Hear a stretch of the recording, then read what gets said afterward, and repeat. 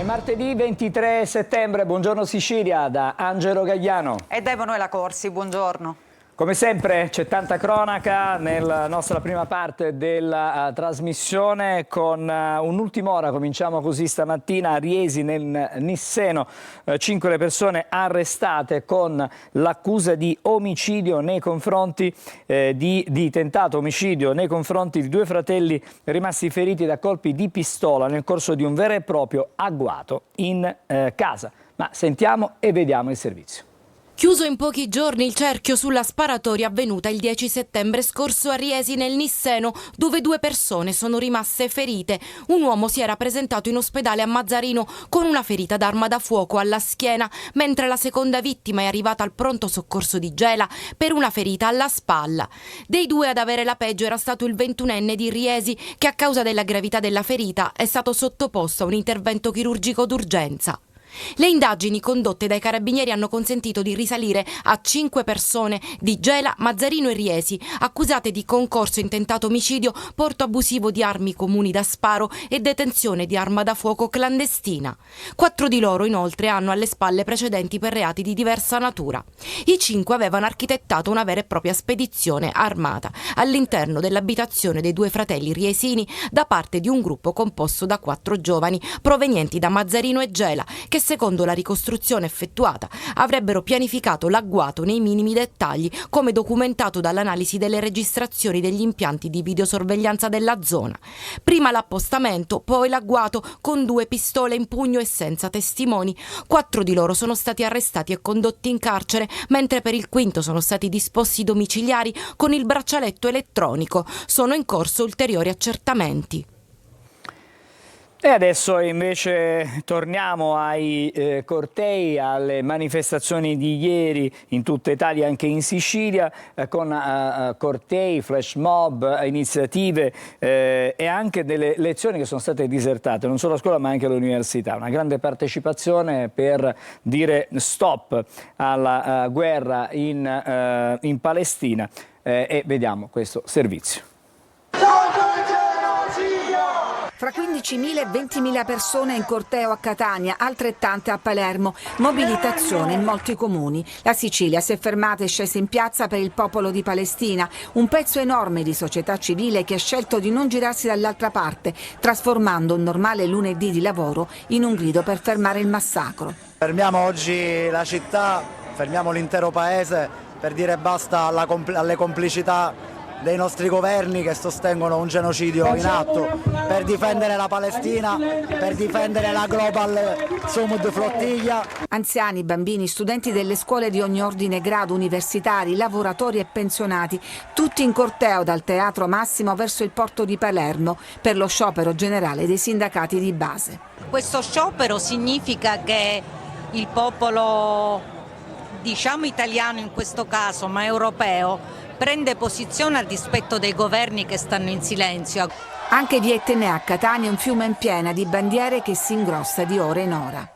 Con le idee belligeranti dell'Europa potremmo essere un giorno tutti Palestina. Gli fanno eco i manifestanti di Ragusa in piazza per fermare il genocidio e in difesa della flottiglia in navigazione per Gaza. Vedere qui oggi tanti ragazzi dà speranza nella possibilità che queste generazioni portino avanti una scintilla di speranza. Una protesta pacifica solo a Catania, momenti di tensione tra forze dell'ordine e manifestanti, quando circa 200 giovani hanno tentato di entrare nel porto dall'ingresso del faro Biscari, immediatamente bloccati. Nulla a che vedere con la guerriglia che ha infiammato Milano. Su tanti comuni ancora sventola la bandiera palestinese.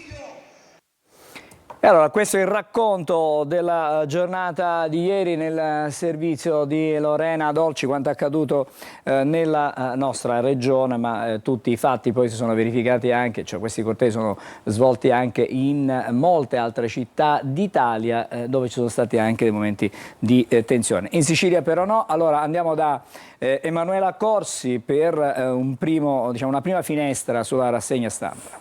Sì, vediamo Repubblica Palermo con appunto l'apertura dedicata proprio a questi cortei Palermo non si gira dall'altro lato, questo è il titolo di oggi. In 20.000 al corteo per Gaza, dal Teatro Massimo fino all'ingresso del porto, oltre 1 chilometro di sfilata per dire no al genocidio. Giovani, attivisti, migranti, anziani, tutti uniti nei cori contro l'immobilismo del governo.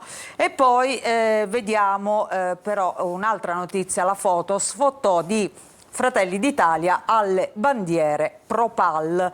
Uno sfottò, leggiamo, di Fratelli d'Italia alle bandiere della Palestina, è quello che è andato in scena ieri in Consiglio Comunale a Palermo, mentre i consiglieri di opposizione si fotografavano con le bandiere della Palestina nel giorno dello sciopero generale. Il capogruppo dei meloniani ed europarlamentare Giuseppe Milazzo si è inserito nella foto con una posa derisoria, il pollice alzato, lo vediamo appunto in questa foto al centro, cerchiato in rosso. Ma andiamo a vedere un'altra notizia. Nino Rocca. A 77 anni parto con la flottiglia, è l'unico siciliano e il più anziano di questo blocco di barche da Otranto. È importante dare il proprio contributo, la città non si tira indietro quando si tratta di umanità da difendere. Andiamo a vedere anche sull'altra pagina, sempre su Repubblica Palermo, i raduni della Sicilia migliore, non si vedeva una folla simile dalle assemblee contro la mafia, appunto proteste e cortei in tutta Italia, in tutte le principali città anche siciliane. A Catania e Messina una fiumana di studenti, un centinaio di persone si è diretta verso l'ingresso del porto etneo, ma la Digos è intervenuta. Questo è il racconto di Repubblica Palermo, ma vediamo anche altre notizie. Su altri quotidiani possiamo vedere per esempio l'Apertura della Sicilia, che scrive: ingazzati, manifestazioni pro-Palestina in tutta Italia, la macchia di Milano, 60 agenti feriti, la condanna di Meloni. Poi insomma vedremo cosa è successo anche nelle altre città, soprattutto a Milano, quando appunto ci occuperemo della stampa nazionale. Grazie Emanuela. Adesso torniamo a occuparci di cronaca, perché a Gela una lite per futili motivi si è trasformata poi in una vera e propria aggressione violenta. Un commerciante di 34 anni è stato accoltellato mentre, pensate, tentava di calmare 2 ragazze. Il servizio. Doveva essere una serata di svago, si è trasformata in una notte di sangue sul lungomare di Gela, uno dei luoghi simbolo della movida. Un banale litigio tra 2 ragazze è degenerato in un accoltellamento. Secondo le prime ricostruzioni, a finire nel mirino è stato un commerciante di 34 anni che si trovava nel locale con un gruppo di amici. Accortosi della lite ha provato a fare da pacere, ma qualcuno nel gruppo coinvolto ha reagito con brutalità. In pochi istanti è comparso un coltello, un fendente micidiale lo ha raggiunto alla spalla perforando un polmone. L'uomo è crollato a terra mentre tra i presenti si scatenava il panico. I soccorsi sono stati immediati, prima il trasporto all'ospedale Vittorio Emanuele di Gela, poi il trasferimento d'urgenza in elisoccorso al Cannizzaro di Catania, dove i medici lo hanno sottoposto a un delicato intervento chirurgico. La prognosi è riservata. Sul posto sono intervenute le volanti della polizia. Gli agenti hanno ascoltato testimoni, raccolto indizi e stanno passando al setaccio le telecamere di sorveglianza. L'aggressore, subito dopo l'accoltellamento, sarebbe riuscito a dileguarsi. Gli investigatori lavorano senza sosta per ricostruire la dinamica e dare un nome e un volto a chi da un litigio banale ha trasformato una serata di festa in una scena di violenza.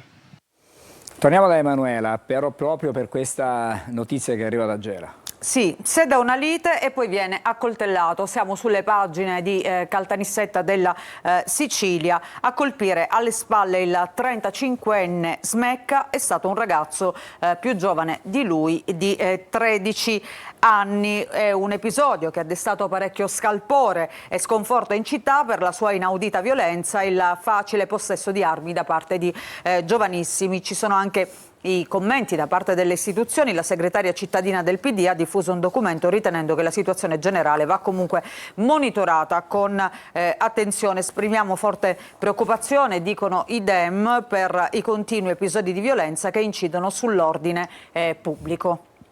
Grazie, adesso ci occupiamo dell'incendio che si è sviluppato a Ravanusa, alla zona industriale, nell'azienda che si occupa di trattamenti di rifiuti. Ci sono anche rifiuti speciali. Diverse le squadre vigili del fuoco sono intervenuti per circoscrivere le fiamme, che finalmente comunque sono state domate. Gli aggiornamenti in questo servizio di Davide Sarno. Ravanusa tira un sospiro di sollievo. L'incendio che domenica notte aveva scatenato paura e apprensione nella zona industriale è stato domato. Le fiamme hanno divorato enormi cumuli di rifiuti nello stabilimento Ecoface Industri, ma grazie all'intervento incessante dei vigili del fuoco l'edificio produttivo è rimasto intatto. Le squadre hanno lavorato per ore con mezzi arrivati anche da Palermo per circoscrivere il rogo e impedire che si propagasse. L'ARPA continua il monitoraggio della qualità dell'aria, mentre le scuole, chiuse in via precauzionale, sono state riaperte. Nelle prossime ore partiranno i lavori per rimuovere le macerie annerite dalle fiamme. Intanto la Procura di Agrigento ha aperto un fascicolo. I carabinieri indagano sulle cause. Probabilmente l'innesco potrebbe essere stato causato da incendi che ieri hanno interessato tutta la zona industriale, in particolare i lotti dove non ci sono capannoni con sterpaglie varie. Probabilmente il vento potrebbe avere portato qualche tizzone nel capannone, ha innescato il fuoco. L'allarme è cessato, ma restano i segni di una notte di fuoco che ha lasciato paura e disagi. Le verifiche ambientali e le indagini faranno luce su quanto accaduto. E proprio questo incendio viene comunque ripreso dai quotidiani. Vediamo come descrivono quanto accaduto a Ravanusa. Sì, restiamo sempre sulla Sicilia, Angelo. Nelle pagine invece della provincia di Agrigento, Ecoface, scuole riaperte a Ravanusa e Campobello, rogo spento dai vigili del fuoco dopo una notte di lavoro. Soltanto nella tarda mattina di ieri sono stati spenti dai pompieri gli ultimi focolai del pauroso incendio scoppiato domenica pomeriggio nell'area esterna dell'Ecoface, azienda che si occupa del riciclo di rifiuti per conto di diversi comuni della Sicilia. Ci sono le dichiarazioni dell'amministratore appunto della ditta. I danni subiti dalla nostra azienda sono abbastanza importanti ed in via di quantificazione. Il fuoco ha distrutto tutto il materiale che era già stato lavorato ed era in attesa di essere trasferito ai consorzi per essere riciclato. Poi ci sono anche le parole del sindaco Salvatore Pitrola, sindaco di Ravanusa, che dice: un sentito ringraziamento va ai vigili del fuoco e a tutte quelle ditte della nostra città che con grande senso di responsabilità hanno collaborato per scongiurare una catastrofe. L'amministrazione comunale continuerà a seguire con massima attenzione la situazione, garantendo un'informazione costante a tutela della salute di tutti. E in tema di rifiuti, ieri è stato firmato a Palazzo Dornia un contratto che avvia la procedura per la realizzazione in Sicilia di 2 termovalorizzatori, uno a Palermo, l'altro a Catania. Con la firma del contratto fra la Regione Siciliana e il raggruppamento temporaneo di imprese guidato da CRIU entra nel vivo la realizzazione dei termovalorizzatori siciliani. L'appalto del valore di quasi 22 milioni di euro riguarda la progettazione di fattibilità tecnico-economica, il coordinamento della sicurezza in fase di progettazione, la redazione della relazione geologica e del piano economico-finanziario di massima. Per completare questa fase il raggruppamento di aziende vincitrici ha a disposizione 150 giorni di tempo. La fase successiva sarà quella che permetterà di mandare in gara la costruzione vera e propria, con avvio dei cantieri previsto nel settembre del 2026, il prossimo anno, e tempi di realizzazione di 18 mesi, dunque con consegna di opere finite nella primavera del 2028 e avvio degli impianti previsto nel giugno 2028. Gli impianti stessi sono 2, sorgeranno uno a Palermo e uno a Catania, costeranno complessivamente 800 milioni di euro con i fondi già stanziati all'interno dell'accordo di coesione siglato con la Presidenza del Consiglio dei Ministri e saranno interamente pubblici. I 2 impianti avranno una capacità complessiva di 600.000 tonnellate annue e produrranno una potenza energetica insieme di 50 megawatt. Saranno il punto nodale del piano rifiuti regionale, che prevede anche 31 impianti di compostaggio, 24 biodigestori, 16 piattaforme tutte pubbliche di selezione del recupero per la raffinazione che sostituiranno e miglioreranno i vecchi impianti TMB. La mia sensazione è che la gente comincia a crederci, perché si è parlato tanto tempo in passato, leggendo la letteratura dell'argomento, di questa iniziativa. Non dico gli altri hanno fallito, però non è stato possibile farlo. Allora, i termovalorizzatori e non solo stamattina per il tema dei rifiuti. Intanto vediamo sulla Sicilia countdown per gli inceneritori Schifani, criminali nel settore, aggiudicata la gara Invitalia, ieri la firma tra Regione e società, ora iter a ritmi serrati. C'è il commento del Movimento 5 Stelle che invece continua a porsi in maniera contraria rispetto alla realizzazione di questi due impianti, costi enormi a carico dei siciliani, dicono. Intanto qui vediamo la foto appunto di ieri di questo incontro con il presidente Schifani e poi anche Salvo Cocina, assieme a loro l'ingegnere Franco Stivale, amministratore delegato della mandataria Crew SRL. Ma vediamo anche su Repubblica Palermo il tema dei valorizzatori, lo troviamo qui in questa pagina, nella seconda parte. Termovalorizzatori, c'è la firma, lavori nel 2027, gli impianti di Palermo e Catania smaltiranno 300.000 tonnellate di immondizia ciascuno, basta spese per trasferte. Ma restiamo sulla stessa pagina per parlare sempre di rifiuti, però la questione è diciamo concentrata su Palermo. Ok alla settima vasca a Bellolampo, rifiuti per altri 4 anni, un'opera da 15 milioni resa necessaria dalla percentuale bassa di raccolta differenziata, provvedimento strategico. Insomma, raccolta differenziata che ancora su Palermo fa molta fatica. Qualche giorno fa raccontavamo addirittura di cassonetti che sono ritornati proprio perché i cittadini non riescono ancora ad adeguarsi a queste nuove regole. Bene, bene, allora adesso parliamo della presenza a Catania di Gino Cecchettin, il papà di Giulia. Ha incontrato gli studenti al liceo Cutelli, ai ragazzi ha parlato di sentimenti e della cultura del rispetto. Sono Gino e sono un papà. È iniziato così il discorso di Gino Cecchettin agli studenti del liceo Cutelli di Catania. Parlare ai giovani, educare ai sentimenti e diffondere la cultura del rispetto, partendo proprio dalla scuola. Dopo la famiglia arriva la scuola, è lì che tutti i ragazzi in qualche modo vengono accompagnati dall'infanzia fino all'adolescenza e quindi riuscire anche nei momenti di scuola, nei momenti di formazione, anche per materie magari non solo umanistiche ma anche scientifiche, riuscire a dare quel contenuto, ecco, con l'educazione affettiva, che significa anche gestire le emozioni. È la missione di un papà, la cui figlia, uccisa nel 2023 con 75 coltellate dall'ex fidanzato che non si rassegnava alla fine della loro relazione, è diventata la figlia di tutti. Giulia rimarrà sempre mia figlia, ma essere diventata la figlia di tutti significa portare questo simbolo un po' in tutti gli italiani, sperando che lasci del bene come l'ha lasciato a noi. Ogni tappa prevede una settimana di incontri, laboratori e testimonianze per formare studenti e docenti alle competenze del presente e del futuro, ma insegnare agli studenti soprattutto la vita senza prevaricazione, partendo proprio dalla scuola. Gino Cecchettin sarà nei prossimi giorni a New York. Le Nazioni Unite lo hanno nominato rappresentante per l'Italia nella lotta contro la violenza di genere, ma il suo impegno sarà soprattutto con i giovani, nell'ambito del progetto del Corriere della Sera Campobus, che parte proprio da Catania per poi approdare a Roma, Milano e Verona. È stata veramente una sfida che mi sono posto per Giulia, perché lei era così, si prodigava quotidianamente per il prossimo. Ho cercato anch'io in qualche modo di poter interpretare quello che era il suo vissuto, sperando di riuscire a cambiare qualcosina. E adesso con Emanuela Corsi completiamo la rassegna stampa regionale.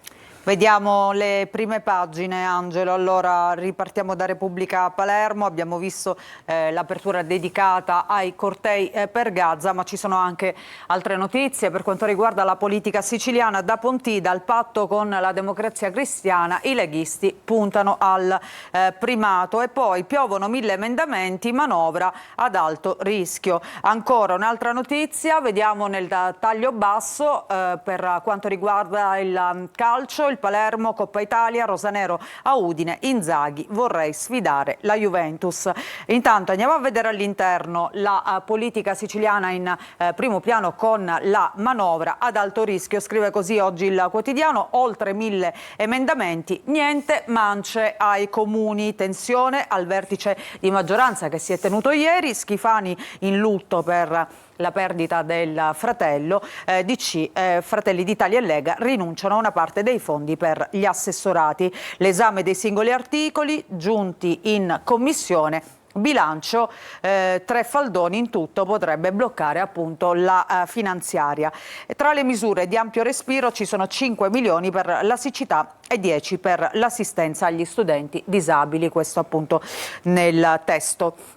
E poi andiamo a vedere le altre notizie, un manifesto del Campo Largo, il PD avvia il tour nei territori, l'obiettivo è costruire entro maggio 2026 un programma da condividere con 5 Stelle, AVS, Italia Viva e Lavardera, quindi questo per quanto riguarda le opposizioni, ma intanto la Lega siciliana a Pontida lancia l'amo alla DC, diventiamo il primo partito, obiettivi insomma anche ambiziosi per quanto riguarda il partito del Carroccio siciliano, in testa alla delegazione il coordinatore Germanà San Martino che insomma festeggia il suo rientro in giunta. Oggi ci sarà il giuramento all'Ars per San Martino che tornerà a rivestire il ruolo di assessore all'agricoltura. E poi il richiamo a Don Sturzo, il tentativo di rosicchiare consensi a Forza Italia all'evento annuale, slogan contro il Sud, Salvini sparuti.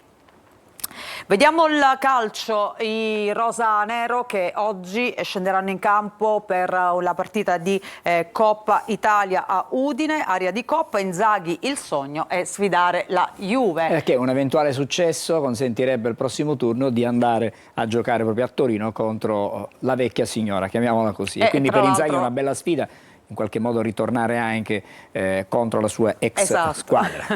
un ritorno a casa, diciamo. Il Palermo a Udine appunto per regalarsi i quarti, il tecnico cambia mezza squadra, ho voglia di vedere altri giocatori. Il giornale di Sicilia, vediamo anche qui Gaza in apertura, la protesta per la pace però si trasforma in una guerriglia, assalto alla stazione di Milano, 10 fermati, 60 agenti feriti, Meloni indegno, vedremo meglio tra poco, ma si parla anche di termovalorizzatori, primi sì dalla TAR, sempre sulla prima pagina. Per quanto riguarda la cronaca, nel taglio basso, omicidio Gaglio, ricordiamo un dipendente di una farmacia che è morto in pieno centro a Palermo, il cognato gli ha sparato in pieno giorno, 4 colpi per il delitto, l'assassino ha sparato con grande precisione. E poi sanità, stop ai tagli delle tariffe dei privati. In 4 sentenze il decreto ministeriale viene annullato.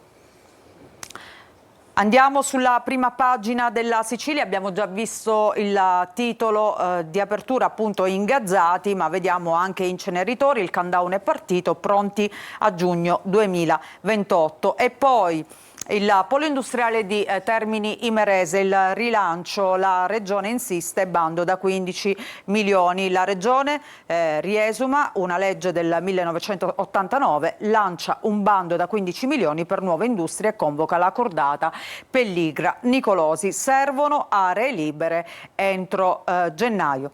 Ancora, vediamo nel taglio basso Cannata. Fratelli d'Italia indagato per il caso restituzioni, questo accade a Siracusa. Luca Cannata, deputato nazionale appunto di Fratelli d'Italia, risulta indagato a Siracusa per la restituzione di parte delle indennità di assessori e consiglieri di Avola come contributi al suo movimento all'epoca in cui era sindaco. E poi Regione alt alle mance, ma 35 milioni a macro temi. Andiamo a vedere all'interno una notizia di sport, anche qui parliamo della Catania. Il Catania cambia assetto tattico, a Trapani Cicciarelli più avanzato. Domani appunto partita turno infrasettimanale per quanto riguarda la Serie C, con il Catania che giocherà in trasferta contro il Trapani. Le mosse di Toscano, i trequartisti dovranno ragionare più da attaccanti, il tecnico paga con 2 turni di stop le proteste che abbiamo visto alla fine della partita con il Sorrento. Proprio così, domani come sempre ricordiamo seguiremo con diretta stadio su Telecolor a partire dalle 20 le vicende di questo derby che si gioca alla provinciale di Trapani. Intanto nessuno dei 6 infortunati è in grado di recuperare per la partita di domani, una piccolissima speranza per l'esterno Donnarumma. Velocemente faccio vedere anche la prima pagina della Gazzetta del Sud, l'Italia si ferma per Gaza, Milano esplode la guerriglia e poi manovra, è cominciato l'assalto alla diligenza, 900 gli emendamenti, c'è l'accordo solo sul sostegno agli agricoltori. Schifani dice no alle spese discrezionali che insomma hanno suscitato non poche polemiche. Grazie Emanuela, da te fra poco per il racconto invece delle pagine nazionali, dei quotidiani nazionali con i fatti italiani e anche internazionali. Adesso vediamo, diamo uno sguardo a quello che succede. Intanto a Catania, siamo in via Vincenzo Giuffrida con le auto al momento ferme, rispettano dunque il semaforo, sentite anche il rumore dei clacson subito allo scottare del verde. Andiamo adesso sul Tondo Gioieni dove la situazione si presenta analoga a quella di altre giornate, con le file, con le macchine in coda. Anche proprio sul Tondo Gioieni la situazione è comunque di traffico piuttosto sostenuto. Adesso invece diamo uno sguardo all'Etna e vediamo qual è la situazione. Vedete c'è del fumo, quindi c'è un po' di attività, ma si tratterà con ogni probabilità di semplice, almeno per il momento, attività di degastazione, però vedremo se così sarà. Fumata nera in questo momento sull'Etna. dall'Etna, vedremo l'evoluzione nella giornata. Qui invece vediamo sempre l'Etna e la fumata che si osserva anche da Taormina. Siamo sul golfo di Taormina, altra splendida cartolina della nostra Sicilia. Facciamo una breve sosta e poi torniamo con Emanuela per leggere, come detto, i quotidiani nazionali.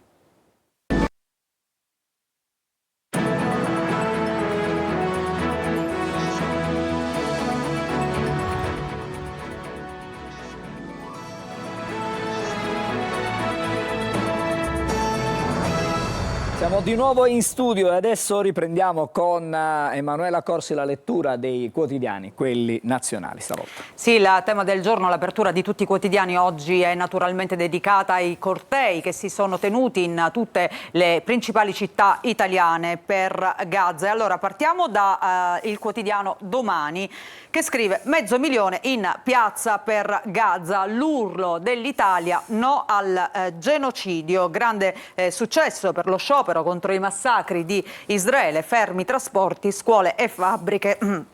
A Milano scontri tra un gruppo di manifestanti e la polizia, 60 agenti feriti, con il commento di Meloni che dice scene indegne. Poi all'ONU valanga di sì per il riconoscimento dello Stato palestinese. Tel Aviv commenta un circo. Andiamo a vedere il giornale, vediamo come riportano i quotidiani di destra appunto questi cortei, questo sciopero di ieri. Delinquenti per Gaza, scrive il giornale, centri sociali e giovani arabi, i Propal devastano Milano, 60 agenti feriti, stazione centrale a ferro e fuoco, caos a Roma, A14 bloccata, Meloni scene indegne, sinistra radicale 5 Stelle con i teppisti. Libero un po' sulla stessa falsariga, sinistra pacifista, guerra a Gaza, guerriglia in Italia.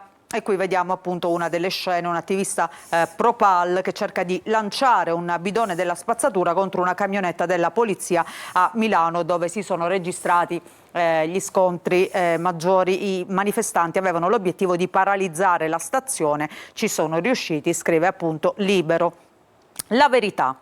Guerra agli italiani per la pace a Gaza. I Propal bloccano strade, porti e stazioni e devastano la centrale di Milano. Oltre 60 agenti feriti, in azione la peggio gioventù, perché sceso in piazza la questione palestinese era soltanto un pretesto. Volevano un motivo per mettere a ferro e fuoco la città, per far valere la violenza della lotta politica, per odiare gli avversari, e l'hanno trovato.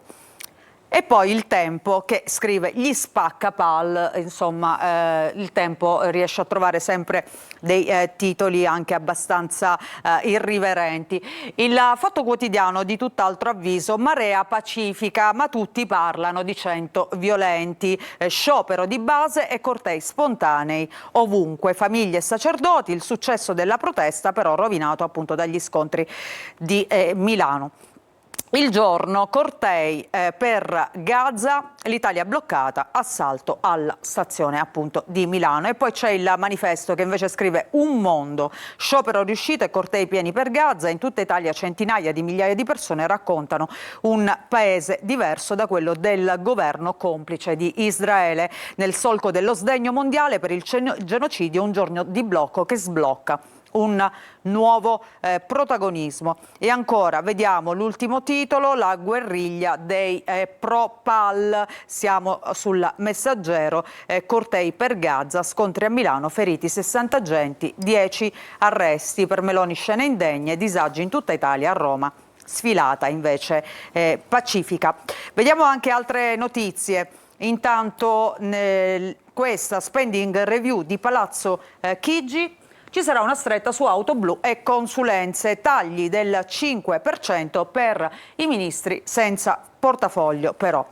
E poi un altro argomento che troviamo oggi su tutte le prime pagine: stupro di gruppo, è arrivata la condanna a 8 anni al figlio di Grillo, che ricordiamo era imputato in un processo proprio per un episodio di violenza di gruppo avvenuta in Sardegna. La vittima: piango ma di gioia, condannati anche i 3 amici, la difesa delusi, faremo appello. Restiamo sempre in questa parte della prima pagina del Messaggero. Così le toghe di Palermo insultavano Borsellino, in Senato i veleni del pool antimafia.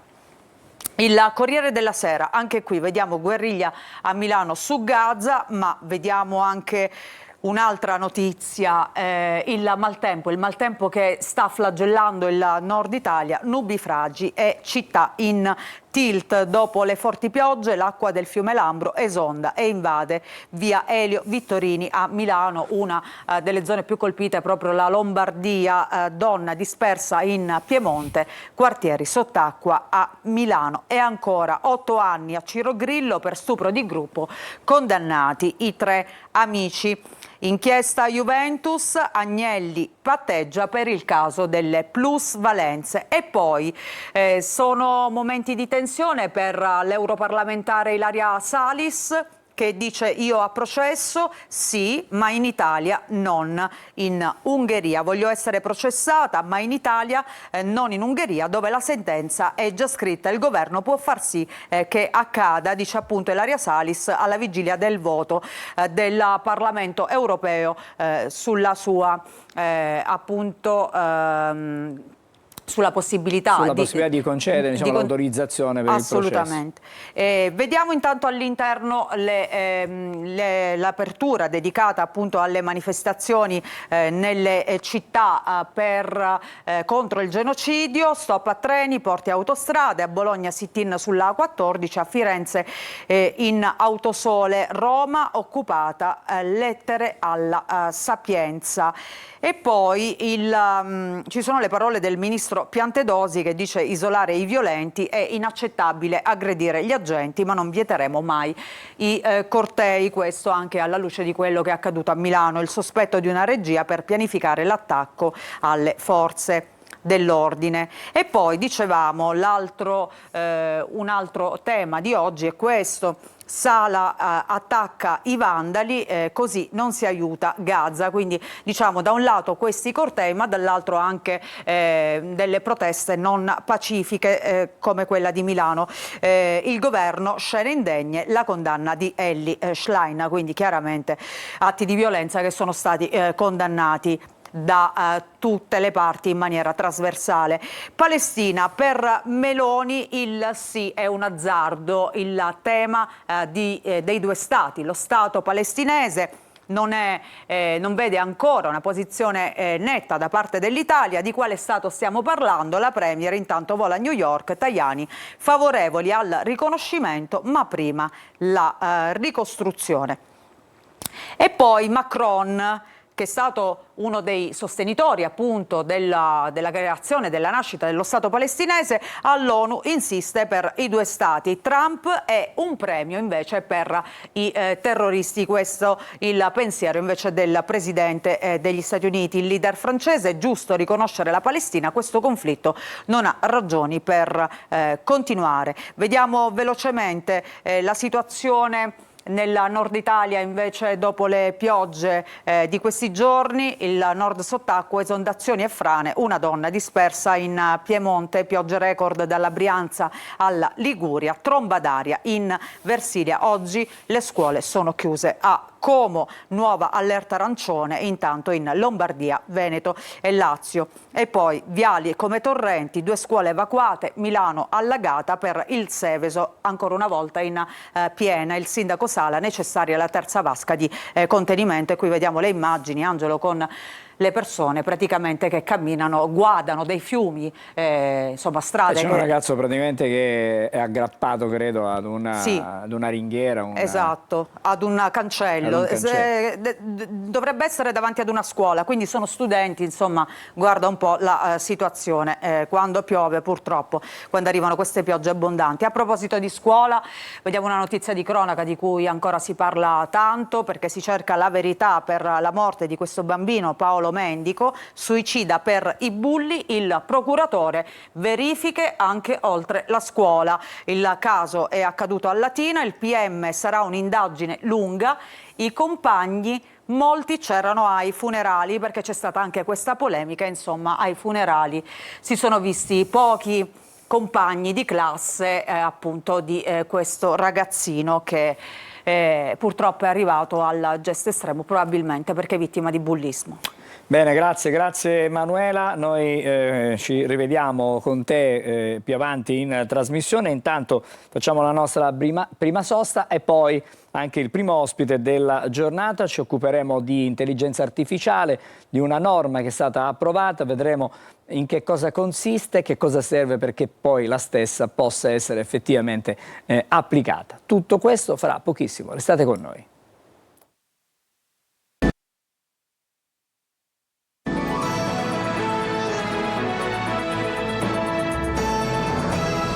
Ci siamo di nuovo insieme, buongiorno Sicilia. Il tema di cui parliamo adesso è di quelli tra i più discussi e dibattuti del momento. Lo facciamo con l'avvocato Elio Guarnaccia, buongiorno.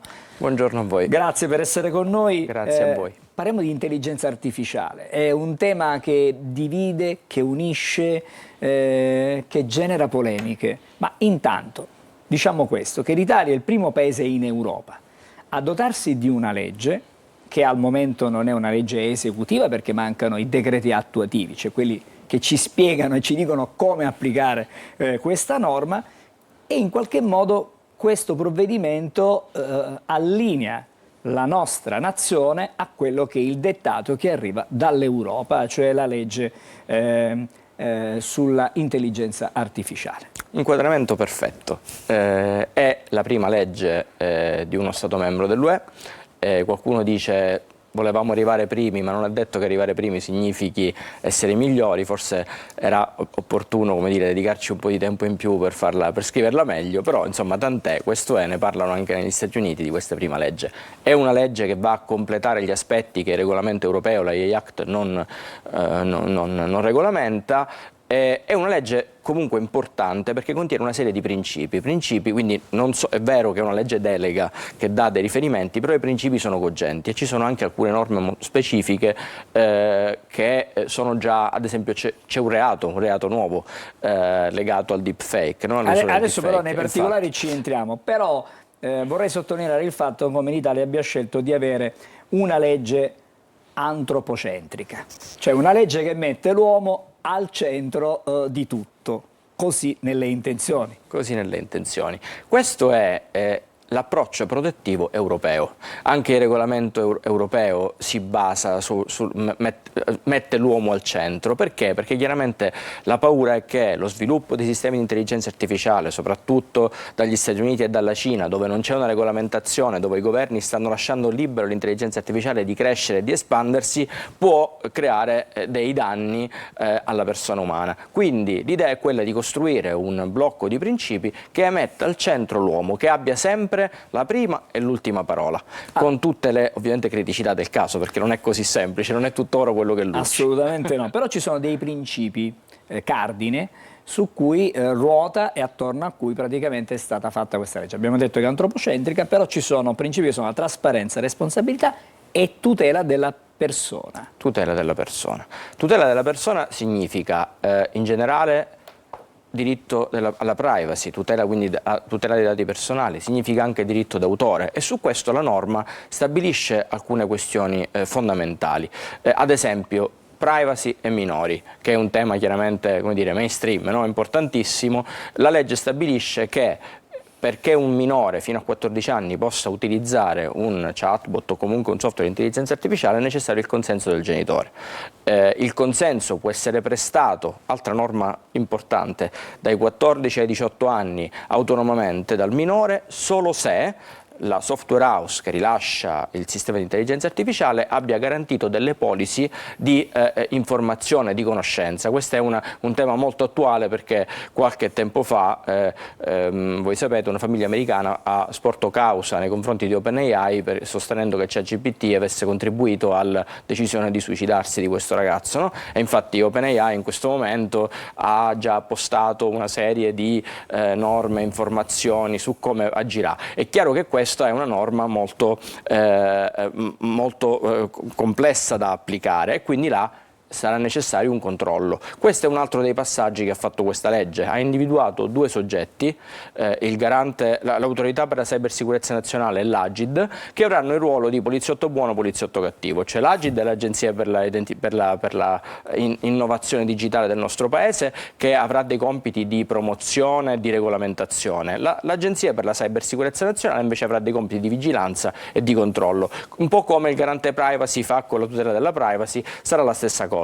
Una delle perplessità su questo è nata dal fatto che si tratta di autorità governative che fanno capo al governo, mentre le autorità indipendenti avrebbero voluto che ci fosse un ruolo, ad esempio, appunto al garante privacy, all'autorità garante per le comunicazioni, ma un così non è esterno, stato. diciamo, Un soggetto, un'autorità indipendente, non un dipartimento che fa capo alla Presidenza del Consiglio dei Ministri. Ma in ogni caso questo è quello che vedremo, questa è la governance, come si svilupperà.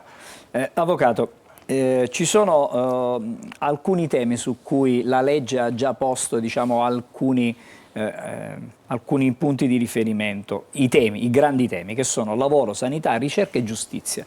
Sono i temi che si ispirano sempre all'uomo che è messo al centro, quindi un progetto antropocentrico, però ci sono già delle linee guida su questi argomenti. Sul lavoro, ad esempio, insomma, c'è una verifica continua su questi algoritmi che gestiscono proprio l'intelligenza artificiale. No? Guardi, il lavoro è proprio uno dei temi, dei comparti in cui l'intelligenza artificiale è stata operativa in Italia, già da qualche anno fa, con alcuni concorsi pubblici in cui l'algoritmo veniva utilizzato per assegnare le sedi a chi vinceva il concorso. Quindi c'è già giurisprudenza del Consiglio di Stato su questo. La legge fa un passaggio importante, cioè dice che quando un algoritmo viene utilizzato nella gestione dell'organizzazione del lavoro, che ne so, l'attribuzione, appunto, la ripartizione delle ferie oppure i trasferimenti, eccetera, è fondamentale che il lavoratore venga reso edotto del fatto che c'è un algoritmo e di come questo algoritmo funziona. Questo è un altro elemento,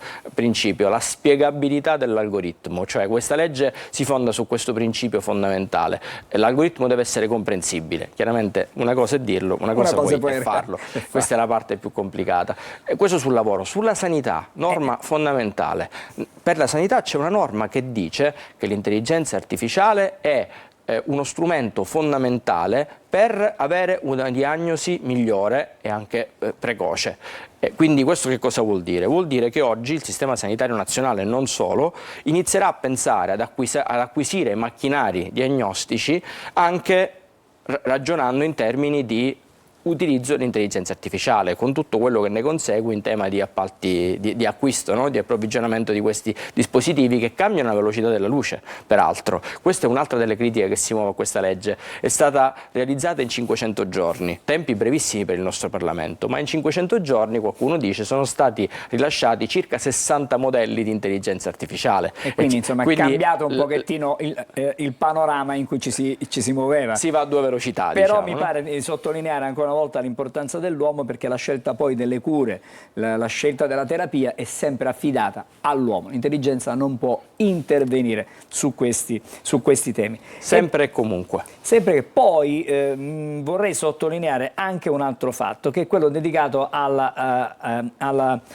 per la ricerca, dove è prevista la possibilità di utilizzare dati personali in progetti non profit, però dopo l'approvazione etica. Quindi anche qui c'è tanto da lavorare, da discernere, da identificare quali possono essere poi questi principi, linee guida che ci accompagnano. Sulla giustizia mi vorrei soffermare un attimo, perché ci sono già dei punti fermi. Sì.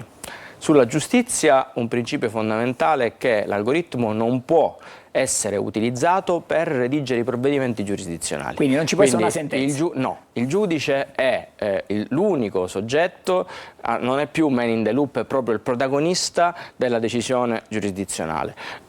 L'algoritmo può fungere, può essere utilizzato a supporto dell'attività preparatoria, di ricerca, di studio. Ci sono anche dei progetti in questo momento, proprio qua a Catania, il Tribunale di Catania sta portando avanti una sperimentazione a cui ora noi ci affiancheremo come Consiglio dell'Ordine, avvocati, una sperimentazione proprio per rendere più efficiente l'ausilio dell'algoritmo nell'attività. Ma principio fondamentale è nel momento in cui tu poi devi scrivere la sentenza, algoritmo niente.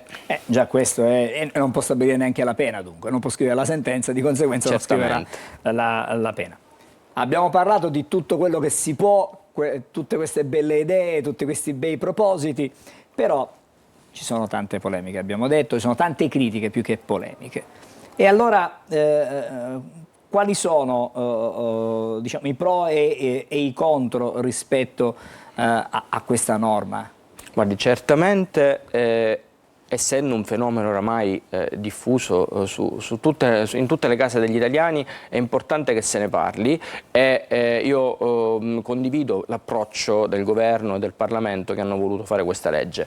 Questa legge contiene dei principi importanti, di difficile attuazione, però sono dei principi e se non si parte dai principi poi è difficile, come dire, verticalizzare. Quindi questo è sicuramente il pregio di questa legge. Il difetto l'abbiamo già accennato, si tratta di un fenomeno tecnologico che ha una velocità che forse l'uomo non ha mai visto, perché 2 mesi fa parlavamo di software che potevano fare certe cose, adesso è preistoria, si riesce a fare molto di più, quindi è chiaramente la velocità come dire, cioè si incrementa, no? Più sono potenti i software da cui partiamo e più saranno potenti, quindi è complesso trovare un corpus normativo che sia valido nel tempo e che possa fungere da punto di riferimento. Credo che sia questo l'obiettivo del Parlamento, vedremo se ci riusciremo. Un'ultima osservazione, lei è un uomo di legge e sa che comunque insomma, una legge perché poi possa essere applicata in Italia passa sempre un po' di tempo, perché molto spesso i famosi decreti attuativi di cui parlavo io all'inizio possono anche arrivare dopo anni. E quindi che cosa... Abbiamo corso tantissimo per fare la legge. E adesso che facciamo? Adesso io spero che le autorità investite della governance accelerino. Proprio in queste autorità devo dire che la questione regolamentazione intelligenza artificiale è molto sentita, si percepisce tutti i giorni perché a queste autorità arrivano i problemi, no? Cioè dal basso. I decreti attuativi dovrebbero essere emanati, se non sbaglio, in 12 mesi, entro i 12 mesi dall'approvazione della legge, che è un tempo, come dicevamo, per le ragioni che dicevamo prima, enorme. Ma io confido appunto nelle autorità e nella governance e vediamo cosa succederà. Cioè, ancora ci saranno tantissimi passaggi, tantissimi momenti. Peraltro questo è un momento particolare perché l'intelligenza artificiale ha una delle sue più importanti applicazioni nel comparto militare. Certo. E questa è una fase, insomma, non ce lo raccontiamo. In questo momento sicuramente molto particolarmente delicata. Particolare. Grazie per essere stato con noi all'avvocato Enio Guarnaccia, l'aspettiamo presto. Grazie a voi. A Buongiorno Sicilia. Noi facciamo una brevissima sosta, parliamo poi al rientro di una bella iniziativa a Palermo. Vedo già collegata la nostra ospite, quindi restate insieme a noi. Buongiorno Sicilia torna fra pochissimo.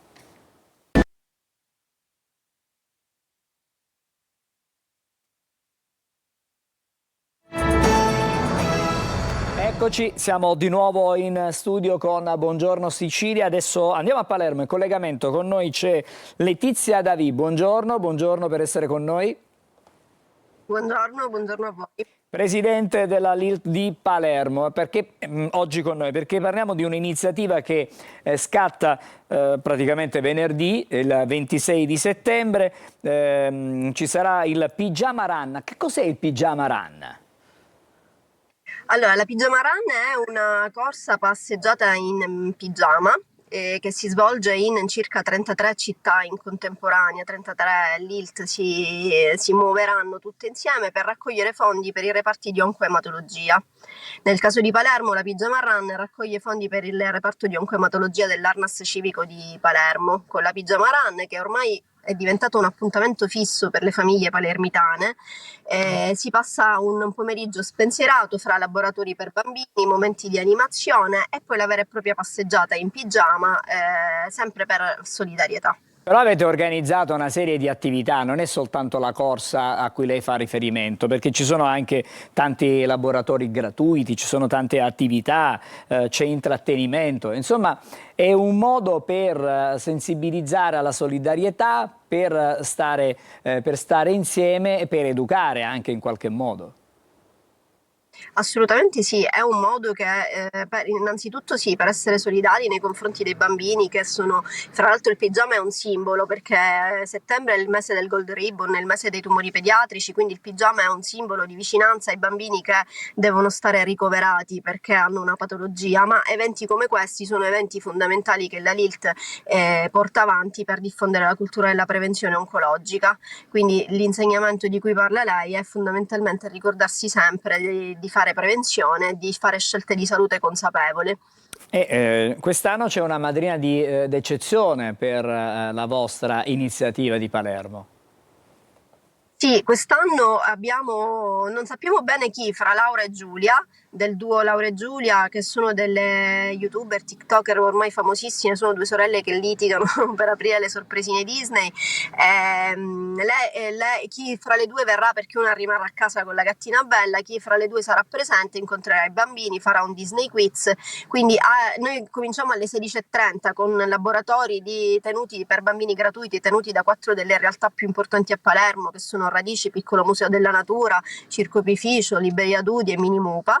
Poi avremo l'intrattenimento per gli adulti di Mirko Speciale e Giulietta Pedone, che faranno dei balli di gruppo, e poi arriveranno appunto o Laura o Giulia che insieme all'assessore Anello daranno il via alla passeggiata, al termine della quale sarà servito un aperitivo conviviale, quindi per condividere poi il momento trascorso. Ultima nota importante è che comunque bisogna impegnarsi a scegliere un bel pigiama perché verranno premiati i pigiami più divertenti, uomo, donna e bambino. Questa è una bella iniziativa. Poi devo dire che comunque questa corsetta che è, diciamo, una passeggiata, quasi 5 chilometri per mettere in movimento il fisico non è male, cioè, può anche servire, non dico per stare in forma, però per rimettere un pochettino in movimento dopo le vacanze, potrebbe servire anche per sgranchire le gambe, no? Assolutamente sì, è un percorso esatto che tra andata e ritorno, perché parte dalla zona pedonale di Valdesi, arriva all'Hotel Torre, il ritorno è quasi 5 chilometri. Ovviamente chi è più giovane è più sportivo, lo fa di corsa, ma c'è chi lo fa passeggiando, c'è chi lo fa col passeggino quando i bambini sono piccoli, chi lo fa in monopattino. L'importante è essere insieme ed essere in pigiama soprattutto. Sì, io volevo sottolineare, come lei diceva in apertura del nostro collegamento, che sosterrete il reparto di oncoematologia della pediatria dell'Arnas civico di Palermo, ma soprattutto sostenete le famiglie che sono costrette molte volte anche a fare dei viaggi per le cure che magari non si possono realizzare qui da noi. Esattamente, con la Pigiama Run di Palermo è stato creato un fondo con il quale noi sosteniamo i viaggi dei bambini che non possono curarsi qui perché non ci sono fondamentalmente i trattamenti giusti, e quindi noi supportiamo economicamente il viaggio del bambino e del caregiver che lo accompagna. Un'ultima nota per chi volesse partecipare, per chi volesse iscriversi alla Pigiama Run a Palermo, c'è un sito, c'è una pagina web su cui potete chiaramente fare la vostra iscrizione, www.pigiamaran.it/Palermo, oppure per chi magari è meno tecnologico c'è la possibilità di iscriversi direttamente di persona, no? Assolutamente sì, presso la sede della LILT di via Tonderrevel 10, ma anche utilizzando i nostri social, la nostra mail che è info@liltpalermo.it, il nostro sito internet. Con l'iscrizione si fa una piccola donazione di 15 euro e si acquisisce un pacco gara all'interno del quale c'è il pettorale, che sarebbe il numero identificativo per partecipare alla corsa, e una serie di gadget degli sponsor nazionali o locali. Devo dire che quest'anno bisogna ringraziare tantissime le realtà sia associative che aziendali di Palermo, perché fra partner che ci aiutano nella comunicazione e partner tecnici ci hanno dato qualcosa, siamo arrivati a 60 partecipazioni. Un bel numero davvero, grazie a Letizia Davì che è la presidente della LILT di Palermo, in bocca al lupo per questa iniziativa, poi magari ci potrà raccontare come sono andate le cose più avanti. Grazie ancora, ricordiamo l'appuntamento venerdì 26 dicembre alle 16:30 si comincia con i più piccoli e poi si andrà avanti anche poi con la corsa. Grazie ancora e una buona giornata. Adesso vediamo le previsioni meteo e poi ci collegheremo con l'aeroporto di Catania per parlare delle novità che ci sono per gli amici a quattro zampe e non solo. A fra pochissimo. Ben ritrovati ai nostri telespettatori da Vanessa Minotti di Trebi Meteo. Questa perturbazione per la giornata di martedì coinvolgerà soprattutto il centro-nord, ma a tratti qualche rovescio raggiungerà anche il basso versante tirrenico. Diamo uno sguardo alla situazione attesa in Sicilia. Ci attende un martedì instabile sulla fascia tirrenica, meglio invece altrove. Venti deboli a tratti moderati con mari calmi o poco mossi. Contesto climatico nel complesso, a tratti ancora quasi estivo, con punte di 28-29 gradi. Poi, dando uno sguardo alla situazione attesa in Sicilia per la giornata di mercoledì, potremo avere qualche fenomeno sparso nel corso del giorno, alternato comunque a delle pause asciutte, delle schiarite, ventilazione a tratti moderata, con mari calmi o poco mossi. Per quanto riguarda le temperature, i valori a tratti resteranno ancora elevati fino ai 30 gradi, ma per tutti i dettagli c'è l'app di Trebi Meteo. Viste le previsioni meteo, adesso possiamo viaggiare, ci sono grosse novità a partire proprio da oggi, 23 settembre, per gli animali, in qualche modo soprattutto per i cani che adesso hanno la possibilità di viaggiare insieme ai propri padroni all'interno della cabina. Stiamo parlando dei cani di taglia medio-grande. Allora, per capire, per sapere qualcosa in più, vedo già collegato Edoardo Sergi, con lui c'è anche un ospite, Veronica Pappalardo, la security manager proprio dell'aeroporto Fontanarossa di Catania. Buongiorno a te Edoardo, buongiorno alla tua ospite.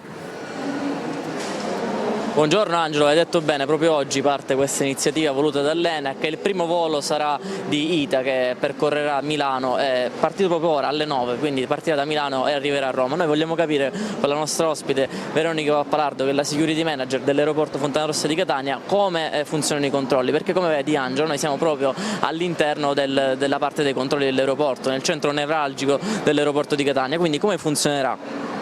Buongiorno a tutti, abbiamo alcune novità rispetto al passato, quindi non abbiamo più il limite dei 10 kg per il trasporto dei pet in cabin, degli animali in cabina, potranno viaggiare anche quelli di media grossa taglia. Ovviamente ci sono dei requisiti, quindi il cane dovrà viaggiare all'interno comunque di un trasportino omologato che verrà sistemato sul sedile e verrà insomma agganciato in sicurezza sui sedili. Il peso dell'animale più quello del trasportino non dovrà superare il peso di un passeggero di taglia media, quindi 80-85 kg circa. Ancora non sono definiti bene i dettagli, nel senso che poi dovrà essere stabilita anche la tariffa di viaggio eccetera, però queste sono delle decisioni che verranno prese poi dalle diverse compagnie. La prima compagnia che ha aderito a questa nuova opportunità lanciata da ENAC è stata ITA. Diciamo, oggi sarà il primo volo, è un volo test anche per capire se durante il viaggio ci sono delle necessità a cui pensare, ad esempio quanti animali possono essere portati, non devono ovviamente stare in delle file dove ci sono le uscite di emergenza, e dovremmo anche pensare, ovviamente le compagnie aeree dovranno anche pensare a quei passeggeri che magari sono allergici al pelo del cane e quindi magari dare un'informativa a chi prenota all'interno di quel volo. Per quanto riguarda i controlli di sicurezza cambia un po' qualcosa. Se prima i cani e i gatti di piccola taglia venivano trasportati e avevano, diciamo, alcuni requisiti a cui sottoporsi, quindi il controllo del trasportino eccetera, adesso dovranno portare con sé anche una documentazione, diciamo, che attesti il microchip, le vaccinazioni fatte, l'antirabica eccetera eccetera, e poi diciamo predisporsi nella maniera opportuna prima dei controlli, quindi cani ma anche gatti al guinzaglio, i cani con la museruola, dovranno essere fatti uscire dal trasportino, il trasportino verrà controllato all'interno delle apparecchiature X-ray convenzionali, non queste perché non possono entrare i trasportini all'interno di queste nuove apparecchiature. Qui a Catania abbiamo predisposto un'apposita apparecchiatura per il controllo di tutti quelli che sono diciamo i bagagli extra misura, quindi passeggini, chitarre, violoncelli e anche i trasportini degli animali. Edoardo, ti chiedo scusa Edoardo, una osservazione, ma lei la diceva prima la responsabile della sicurezza dell'aeroporto Fontanarossa di Catania, che al momento c'è una compagnia che ha accolto subito questa nuova disposizione dell'ENAC, ma le altre compagnie sono obbligate ad adeguarsi oppure possono anche diciamo, non allinearsi a questa indicazione? Questa è un'opportunità, non è un obbligo, quindi diciamo, è a discrezione della compagnia aerea essere più o meno aperta al trasporto degli animali di media e grossa taglia, quindi è un'opportunità, non è un obbligo. Insomma, però sono tante le novità all'aeroporto di Catania, non solo per quanto riguarda gli animali. Sappiamo che il governo, anche sotto questo punto di vista, vuole introdurre anche nei posti pubblici la possibilità di portare gli animali al lavoro, però per quanto riguarda l'aeroporto e i controlli c'è stata ad agosto dall'ENAC un'indicazione che si possono superare quei 100 ml da imbarcare, però a Catania ancora non è pronta. Mi dicevano ci sono qua delle strutture di primo livello, attrezzature iper aggiornate, ma cosa serve? Allora, intanto partiamo dal presupposto che ci sono due tipologie di apparecchiatura, per lo screening dei bagagli a mano, delle apparecchiature X-ray convenzionali, quindi a raggi X convenzionali, e delle apparecchiature che vengono chiamate EDS-CB, ovvero sono delle apparecchiature Explosive Detection System per cabin baggage, per i bagagli da cabina. Funzionano un po' come delle TAC, sono delle apparecchiature tridimensionali. Sono quelle che abbiamo installato, che vedete dietro di me, presso l'aeroporto di Catania. Già abbiamo iniziato l'installazione, la prima linea a marzo, l'ultima linea è stata installata a maggio e abbiamo 7 linee di questo genere. Sono delle linee molto più veloci e anche molto più affidabili, quindi hanno la possibilità di visualizzare i bagagli in 3D e quindi ovviamente capite che la qualità è sicuramente superiore. La differenza cos'è? L'EDS è una tipologia di apparecchiatura, ci sono diverse marche, ovviamente ogni aeroporto mette in piedi una gara a cui partecipano diverse fornitori, distributori di queste apparecchiature. Ognuna di queste apparecchiature deve subire dei test per gli algoritmi di individuazione dei liquidi al di sopra dei 100 ml. Sono tutti quanti in test, c'è chi è partito prima perché ovviamente ha sottoposto il proprio algoritmo prima a ECAC, non ad ENAC, che sono i laboratori di test europei, e le prime ad aver superato questi test è la ditta Smith Detection, che ha installato delle apparecchiature a Roma, a Milano, a Bologna e in altri scali. Gli altri scali italiani ed anche europei che non hanno questa marca, stanno comunque attraverso i loro fornitori effettuando dei nuovi test. Le nostre apparecchiature hanno già superato i primi step, siamo molto confidenti perché ovviamente poi dovremmo aspettare la risposta di ECAC, che entro la fine dell'anno potremmo avere una risposta positiva, e allora a quel punto saremmo ben lieti di darvi l'informativa che anche noi potremmo far trasportare i liquidi oltre i 100 metri. Per Capodanno possiamo partire fino a 2 litri. Fino a 2 litri, sì. Fino a 2 litri. Edoardo, a proposito di cani, Angelo, ti volevo far vedere un'immagine. Un'altra curiosità a proposito di questi nuovi sistemi, quando saranno, diciamo, a pieno regime, ancora non l'abbiamo testato, ma ci potrebbero essere, insomma, le attività di imbarco verranno rallentate, verranno velocizzate, saranno come sempre. Che cosa succede? Tutto normale, insomma, non cambia niente per gli utenti che viaggiano? In realtà è già cambiato, già lo possono testimoniare i nostri utenti durante tutta la stagione estiva, proprio da maggio in poi, quando avevamo già installato tutte le linee, che i controlli si sono di molto velocizzati. Non è più necessario uscire il computer, il tablet dai bagagli, e oltretutto la velocità di diagnostica, insomma, di queste apparecchiature è molto più veloce. Tutto il nostro personale è stato addestrato con le nuove metodologie e ci possiamo ritenere più che soddisfatti del lavoro che abbiamo messo in campo, dell'investimento, ma anche di quanto il nostro personale sia stato ben predisposto ad abituarsi a questa nuova tecnologia. Quindi cambia in positivo, assolutamente. Confermo, perché qua la fila è abbastanza scorrevole, devo dire così, le persone che stanno facendo i controlli in questo momento sono veloci. A proposito di cani, ti volevo proprio regalare un'immagine che abbiamo fatto stamattina, che c'è una signora con un piccolo cane in braccio, non so se si può vedere, se la regia ce la può mostrare. Ecco. Ah, ottimo, però ecco, con i piccoli cani quindi non cambia nulla. Noi tuttora possiamo portarli, quindi col trasportino oppure col guinzaglio? A bordo deve andare sempre con il trasportino, si possono predisporre ai controlli con il cane dentro il trasportino, ma solo prima di arrivare al controllo. Poi comunque il cane deve uscire, il cane o il gatto devono uscire fuori dal trasportino, perché noi dobbiamo controllare adeguatamente il trasportino, mentre il cane al guinzaglio, in braccio al passeggero, può transitare attraverso il metal detector. Ci sono altre novità che riguardano la sicurezza all'aeroporto di Catania, perché poi sappiamo che dicembre sarà un mese caldo per i ritorni, per quanto riguarda gli studenti fuori sede e poi insomma i viaggi nel periodo invernale e natalizio? Da questo punto di vista non da parte nostra, probabilmente dalle compagnie aeree. Noi possiamo dirvi e anticiparvi che stiamo molto investendo in quello che è il settore della sicurezza, nella tecnologia a servizio dell'essere umano, quindi implementeremo sicuramente con security scanner, con shoes analyzer, quindi analizzatori di scarpe, cercando di dare quanto più possibile al nostro utente una piacevole, insomma, esperienza in partenza. Ma una curiosità, prima abbiamo parlato di intelligenza artificiale, aiuta l'intelligenza artificiale dal punto di vista della sicurezza all'aeroporto, ma non solo?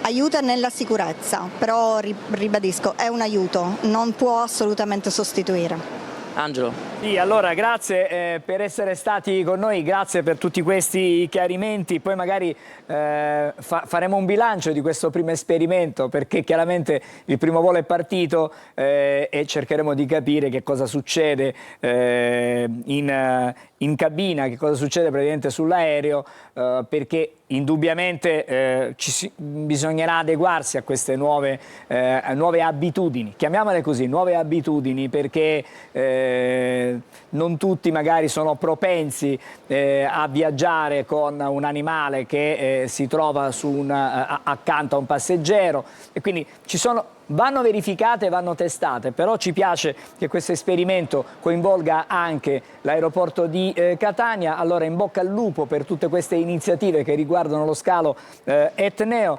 Salutiamo Edoardo Sergi, che dall'aeroporto di Catania, assieme a Veronica Pappalardo, che è la responsabile, la security manager dell'aeroporto Fontanarossa. Una buona giornata, buon lavoro, buon rientro al nostro Edoardo. E adesso voltiamo pagina, cambiamo argomento, un tema più leggero sicuramente. Assieme al nostro Marco Amato cerchiamo di guardare le stelle, vediamo quali sono i consigli di questa giornata. Buongiorno ai 12, il Sole cambia natura zodiacale, si sposta in Bilancia e diventa d'aria. Favoriti quindi Bilancia, Acquario e Gemelli. Vediamo tutto il resto dello zodiaco cosa fa. Ariete, ora è proprio iniziata una tripla opposizione, quella di Sole, di Mercurio e di Luna ai vostri gradi. Annualmente così succede ogni anno, quindi portate pazienza, risolverete comunque i problemi di coppia, i problemi di relazione con gli altri in una maniera abbastanza disinvolta. Quest'anno siete molto più forti. Toro, si spengono i trigoni, ma rimane la dolce Venere a incoraggiarvi e a tifarvi per voi. Oggi una bella notizia per tutto quello che riguarda i figli, i progetti e soprattutto per un maggiore agio economico. Gemelli, per voi invece oggi è una giornata che fa i conti con l'amore e con 1000 altri impegni che amerete procurarvi, ma arrivano Sole, Mercurio e Luna a sostenervi, a guidarvi, a darvi comunque un'energia veramente molto forte sulla quale potete costruire un nuovo percorso. Cancro, inizia anche per voi la quadratura di Sole, Mercurio e Luna, e tutto quello che passa in Bilancia potrebbe essere un po' ostacolante per voi. Inizia un periodo in cui qualcuno in famiglia o negli affetti o il partner può avere bisogno di voi, del vostro dialogo, della vostra protezione, della vostra presenza. Leone, ottima giornata per voi oggi, che ritrovate il gusto della socialità, che avete nuovi progetti, che curate meglio l'immagine, che soprattutto state meglio con voi stessi. Godetevi questo momento. Vergine, Venere ancora coraggiosamente nei vostri gradi, tenta di essere ancora più passionale con Marte, che intanto si sposta in Scorpione e che quindi diventa molto più intrigante. E anche a voi che siete compassati e ligi, ogni tanto tocca vivere le passioni. Bilancia, la vostra giornata oggi viene salutata con l'ingresso del Sole nei vostri gradi e la vostra stagione zodiacale, quindi Sole, Mercurio e Luna sono tutti dalla vostra parte. Finalmente arriva il momento della riscossa, dopo mesi affatto semplici, per cui oggi tirerete le somme e procederete verso nuove collaborazioni o una nuova intesa di coppia. Scorpione, Marte è arrivato nei vostri gradi e finalmente arriva quella voglia creativa e passionale che vi dà il chiaro segnale che siete usciti da una zona di torpore. Quadra però a Plutone, proprio il vostro pianeta guida, per cui forse molti di voi saranno un po' troppo bramosi di vivere veramente la vita che volevano vivere. È appena iniziata, fate con calma. Sagittario, per voi oggi è una giornata molto importante perché ritrovate comunque la forza dell'equipe, ne scoprite i limiti, avete una visione di insieme molto più saggia, serena e ampia e anche scevra da tutta una serie di compromessi emotivi. Cercate però di aggiustare le cose in amore. Capricorno, per voi oggi le quadrature segnano un periodo in cui il lavoro tende nuovamente ad assorbirvi. Dovete un po' traghettare da una dimensione ad un'altra e per fare questa trasformazione dovete essere lungimiranti e soprattutto confrontarvi con degli esperti. Acquario, per voi la giornata è veramente fluida, bella, leggera e si sente l'allegro andante di un sole che riscalda il vostro elemento, l'aria, e quindi oggi tutto diventa più veloce, fluido, affidato alle parole, all'immaginazione e anche ad una passione divorante che sembra stimolarvi un po' sorprendentemente. Pesci, la giornata di oggi è una giornata che saluta finalmente l'opposizione al Sole e che vi rende un po' più leggeri. Il Sole ancora litiga con Saturno nei vostri gradi e vuole necessariamente avere ragione di una vostra tesi. Cercate di essere più forti. Eccoci, torniamo di nuovo insieme e adesso risentiamo la nostra Emanuela dai quotidiani. Che cosa ci riservi per chiudere la trasmissione? Ma parliamo di turismo, Angelo, in chiusura, siamo su Repubblica, il turismo è in crescita in tutto lo stivale con nuove mete e il fuori stagione. Tanti insomma scelgono I più fortunati naturalmente che possono farlo scelgono di partire anche non soltanto in estate ma anche in altri periodi dell'anno e poi si scelgono mete meno classiche rispetto a quelle marittime o alle città d'arte. Per esempio i comuni montani stanno vedendo una crescita delle presenze, sono cresciute del 12% nel secondo trimestre rispetto al periodo aprile-giugno dello scorso anno, del 2024. Il paese sta tornando più o meno stabilmente ai livelli pre-Covid, però serve investire su servizi, strutture, trasporti e attrazioni proprio in quelle località che a quanto pare vengono scoperte ma che purtroppo non hanno ancora questi servizi proprio per poter accogliere i turisti. E qui vediamo in questa foto Cavallino Tre Porti a Venezia, che è la quinta località turistica italiana per presenze. E chi se lo sarebbe mai aspettato una cosa di questo genere? Ebbene Va bene. Ci fermiamo qui, grazie allora Emanuela anche per per la rassegna, per la lettura dei quotidiani. Buongiorno Sicilia come sempre torna domani, sarete insieme a Roberta Lunghi e Lorena Dolci, quest'ultima per la parte dedicata alla rassegna stampa. Grazie ancora, una buona giornata e chiaramente restate sulla nostra rete.